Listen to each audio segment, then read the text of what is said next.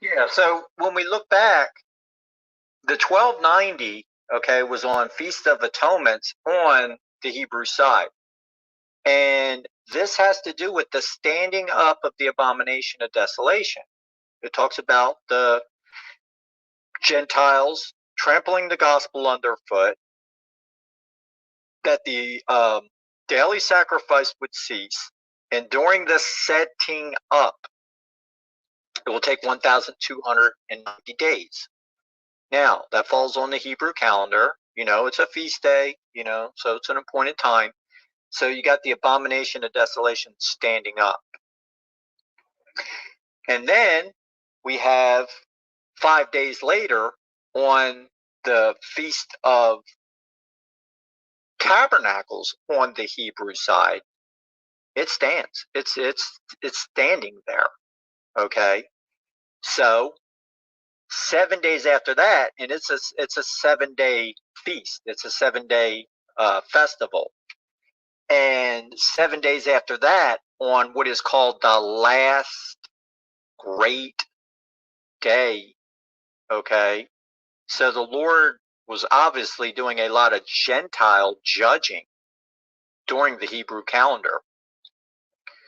And because he's integrating the two. He's integrating both Jew and Gentile.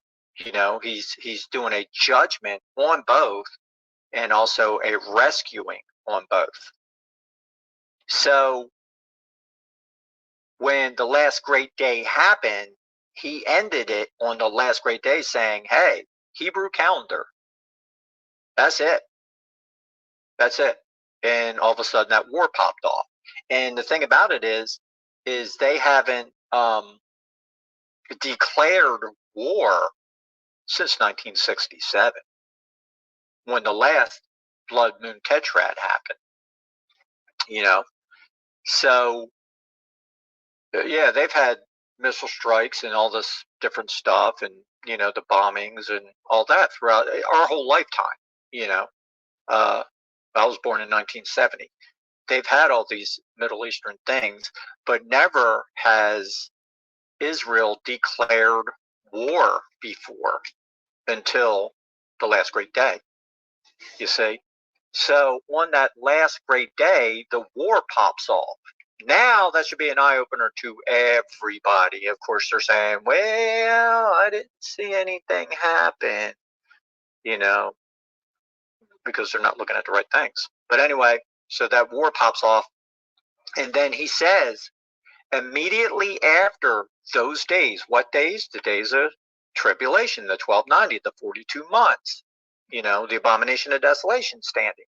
Okay, immediately after those days, okay, the sun will be darkened and the moon not give us light. Other scriptures say it will turn blood red. Okay, immediately after those days. Then, immediately after meant exactly, on the Hebrew or the Gregorian calendar as Feast of Trumpets. Bam, it's a solar eclipse. Okay. Then you go through atonements. All right. We're in between. Then bam, here we are on the Gregorian calendar. Feast of Tabernacles, the ingathering. It's the ingathering and a blood moon. It marks an appointed time. Now, this is a 7-day celebration. Sing for joy, guys. Sing for joy.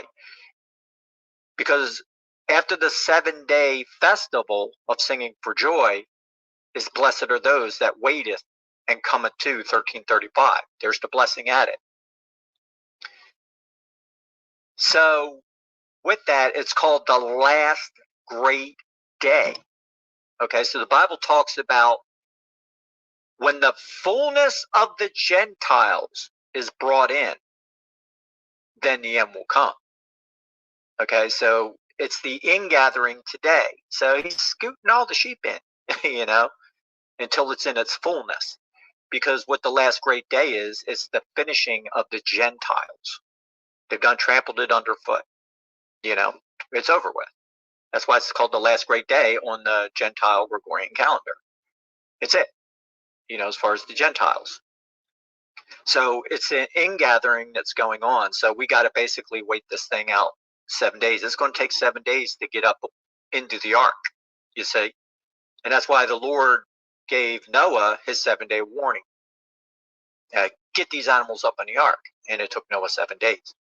So there was a 7-day warning. We also have a 7-day warning. And he's going back over there and dealing with Israel. You know, he's got to totally close out this Gentile thing. And yeah, that's kind of what we're looking at. You know, this entering in to the he's doing both of them simultaneously. So this entering in, this invasion of Gaza, you know,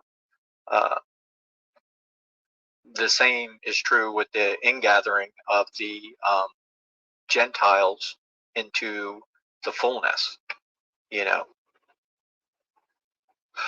Can't think of anything else more than that, you know, other than these. This is why we were supposed to look at feast days and the heavenly signs as appointed times. As far as, you know, the scripture clearly states that after the solar eclipse and the blood moon, it says there will be the sun will darken and the moon not give its light, or blood moon. It says those things will happen before the great and terrible day of the Lord. So the great and terrible day of the Lord is coming up. It's coming up. You know, however that looks, is coming. Now the question is it coming on 1335 on November 6th? Well, we don't know. You know, that's the whole thing. We got to get in deeper with scripture of when exactly did seal 6 start? How much does it play out? How many days? When does it shut off? And is there any kind of gap in between seal 6, seal 7, trumpet 6, trumpet 7, bowl 6, bowl 7? You know, how many days are in that? Or does it immediately pop off? How many days, you know, does each thing take? And then when is that over? You know? So it's really, really hard to say. You know, you got to put all these, you know, the seals, the trumpets, and the bowls together. But the Battle of Armageddon, you know, it's the gathering of the battle. That's what Bowl 6 says. It says that they gathered together on the field of Armageddon. They crossed over the river Euphrates and they gathered together. So, you know, there was an ingathering that happened. And, you know, this is why we're all supposed to know the season, you know, of what exactly is going on.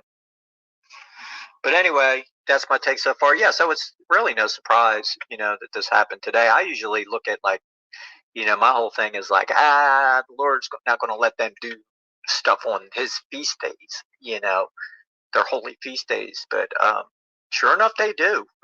You know, the enemy just likes doing things on the Lord's holy feast days, and for whatever reason, power in it, you know, maybe to show, like, God allows them to say, hey, I'm the Lord, and look what you're doing on my feast days. You're not honoring me on my feast days. You're causing havoc.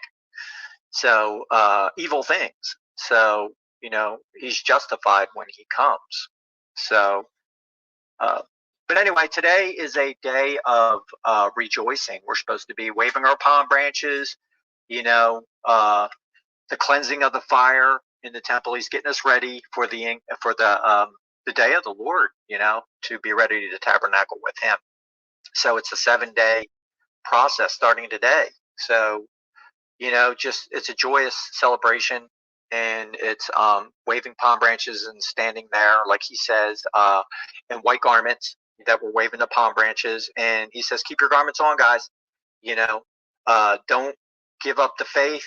You know, you just keep going, even after the 1335, because we don't know exactly what everything is going to look like, you know, what he's going to manifest and what we don't know, you know, to the day, you know, because these are just markers, He's just giving us heads up, on markers. So, we got to be very conscious of that and not try to throw a bunch of eggs in one basket type thing, and let our perceptions of what we're reading out of the Bible overtake what is actually happening.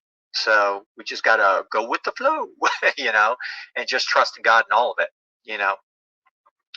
So anyway, that's my take on kind of what's going on.